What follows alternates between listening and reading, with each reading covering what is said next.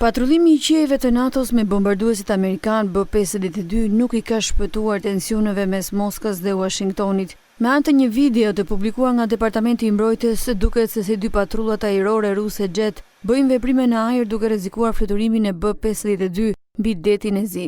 Ky incident është shënuar pasditen të premtes më 28 gusht 2020, pak orë pas një tjetër incidenti mes forcave ushtarake ruse amerikane të shënuar në terren. Pasi e ndjekin bombarduesit e flotës amerikane për disa sekonda, një prej tyre me këto manovra I pret edhe rrugën në një distancë të afërt. Sipas CNN që ka raportuar me burime nga Pentagoni, ky incident është cilësuar si jo profesional dhe një ndërhyrje jo e sigurt gjatë fluturimit. Video është filmuar nga pilotët e bombarduesit B-52, ndërsa pritet të ketë edhe një reagim për këtë incident, I cili në 48 orët e javës që lan pas është I dyti.